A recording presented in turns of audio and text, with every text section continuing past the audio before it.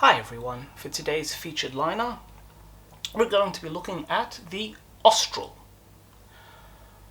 Austral was the Orient Line's flagship, entering service at the end of 1881, servicing the UK and Australia. This fine, large ocean liner was the flagship of the Orient Line fleet, and its vital statistics were as follows.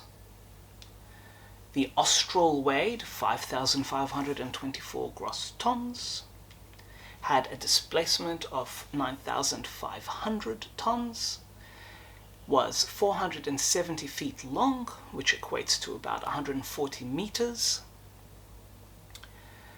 and its engines could produce 9,000 horsepower. The Austral had a relatively uneventful career, and we will get back to that point in a second. I do want to feature it because it does represent the transitional look of ocean liners during the 1870s and 1880s. This is the time when engines were becoming more powerful and reliable, and finally the last vestiges of sail was giving way to the industrial progress of steam. And I just feel that any ship servicing any ocean other than the North Atlantic needs a bit more of a focus. For Sydney siders, the Austral does have a place in their harbour's history. On the 11th of November 1882, after the completion of its voyage in Sydney, the Austral was moved away into an isolated bay so that it could be refueled.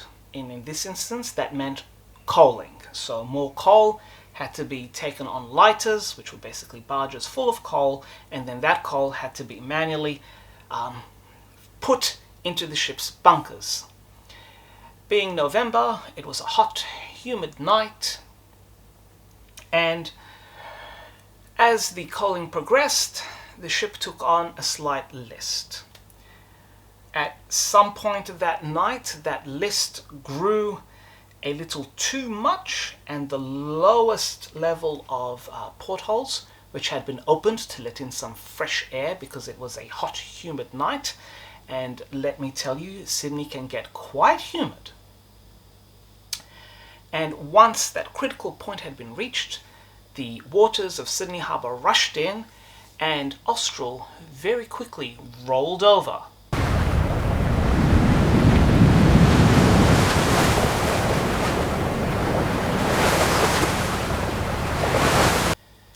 As the ship dramatically rolled over and sank, one of the coilers nearby was able to serve as a rescue ship, and the crew were able to jump from the Austral onto that coiler. Unfortunately, the Austral sank with extreme speed, and 5 crew members could not escape and unfortunately died. The Austral sank, and the water was really not too deep, so its masts and funnels were above the surface, and thus it represented a challenge. The Austral became Sydney Harbour's equivalent of how do we salvage the Costa Concordia. And this involved an impressive salvage procedure which brought in professional divers and shipyard workers from the nearby Cockatoo Island.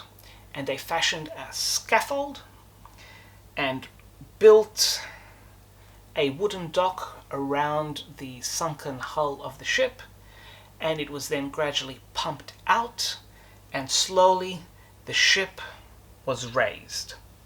It was then taken over to Cockatoo Island, where the ship was given a thorough hose down and clean, and if local sources are to be believed, after the engines were given a good wash down and a scrub-dub-dub, the ship was able to simply operate on its own power again.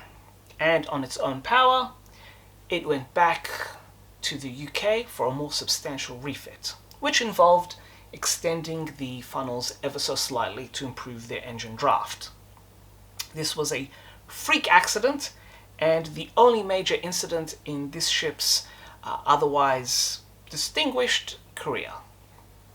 It was impressive in that it enabled Sydney's harbour industries to work together to solve a massive problem and to salvage this top-of-the-line ocean liner. There are other documentaries out there that do look at the salvage in far more detail, and I recommend you check those out. And if you are interested in learning more about the Austral and its fleet mates, the Orient Line, I have 2 books for you. There is Peter Newell's Bible of the Orient Line, which is Orient Line, A Fleet History, a gorgeous book with beautiful illustrations. And another more accessible book is this one, From Chusan to Sea Princess, which covers the operations of the P&O and Orient Lines. And it is written by Malcolm Gordon, who is otherwise known as Peter Plowman, and Australian ocean liner enthusiasts may know that name quite well. And there you have it, the Austral, a vessel built during an interesting time of change in maritime technology, and also due to its freak accident, a representative of what salvage can be done under limited resources and ingenuity. So please check out these books and learn more about not just the Austral, but the Orient Line and their many interesting ships as well.